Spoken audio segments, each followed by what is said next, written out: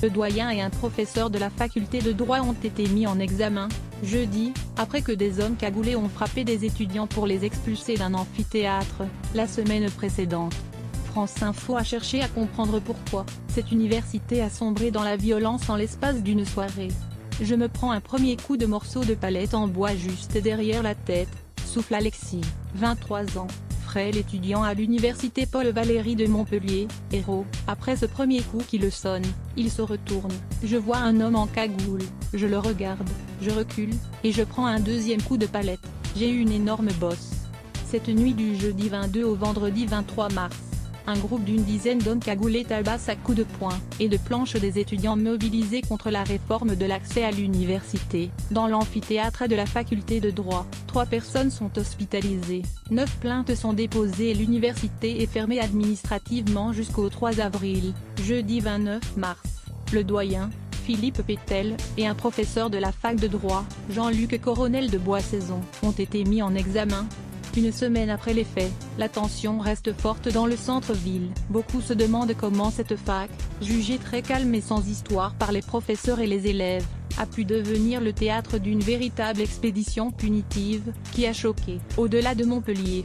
Le matin de ce jeudi 22 mars, entre 4500 et 8000 personnes défilent à Montpellier, selon la police et les syndicats, contre la politique du gouvernement. À la fin du défilé, un groupe de syndicalistes et d'étudiants se rendent à la faculté de droit, dans le centre-ville, pour une assemblée générale regroupant différents métiers. Des fonctionnaires et des retraités y sont ainsi conviés. L'amphithéâtre est réservé pour le début d'après-midi. Une assemblée générale y a déjà eu lieu la veille, à l'initiative des étudiants en droit mobilisés contre la réforme de l'accès à l'université et en présence du doyen Philippe Pétel. Mais ce jeudi, une large partie des étudiants présents à l'EG proviennent de l'université Paul Valéry, située à 2,5 km de là et qui rassemble les facs de lettres, langues, psychologie et sociologie. Les relations entre les étudiants les plus engagés de ces deux universités sont historiquement médiocres. La fac Paul Valéry a toujours dégagé, pour les gens de la fac de droit, une image de foutoir et de gauche, tandis que la fac de droit se considère comme sérieuse et de tradition, résume Frédéric Sudre, ancien professeur, à l'université de Montpellier. Il y a 20 ans, des gens ont occupé le bureau du doyen, rappelle Sophie Maza, l'avocate de la Ligue de droits de l'homme, LDH, qui s'est constituée partie civile dans ce dossier. Ils se sont fait sortir violemment, mais ceux qui ont fait ça n'étaient pas masqués et le sang n'avait pas coulé. Elle accuse l'extrême droite d'avoir infiltré les bancs de la fac de droit.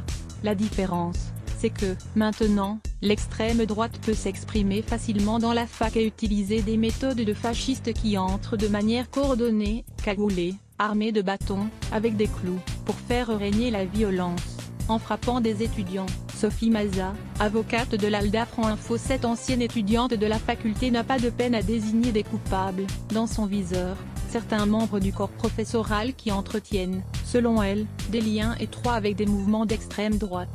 Des accusations récurrentes qui ne passent pas du côté des personnels éducatifs et administratifs, ainsi que de certains étudiants. Je suis choqué par ces amalgames, par l'étiquette de fasciste, s'agace un élève de la faculté de droit, sous couvert d'anonymat, ajoutant qu'il s'est fait traiter de sale bourge et de sale fasciste par des occupants de la faculté, le jeudi où les violences ont éclaté. Je n'ai jamais entendu parler de la montée de l'extrême droite à la faculté de droit, assure la professeure de droit Christine Hugon, qui concède toutefois que l'extrême droite s'est banalisée dans le midi de la France. Il y a des gens qui votent extrême droite et qui sont à des années-lumière de ces milices, insiste-t-elle. Dans ce contexte, certains manifestants sentent que les choses vont mal tourner. Dès le jeudi après-midi, il va se passer quelque chose, c'est évident, se dit ainsi Nawel, une syndicaliste de 41 ans, qui a l'habitude des actions militantes. Les protestataires venus de Paul Valéry se retrouvent rapidement en infériorité numérique face aux étudiants en droit. Au micro, un pro-blocage rappelle qu'en cas d'intervention policière, il faut éviter de résister, lever une main, et filmer au téléphone portable de l'autre. Les manifestants finissent par s'installer et commencent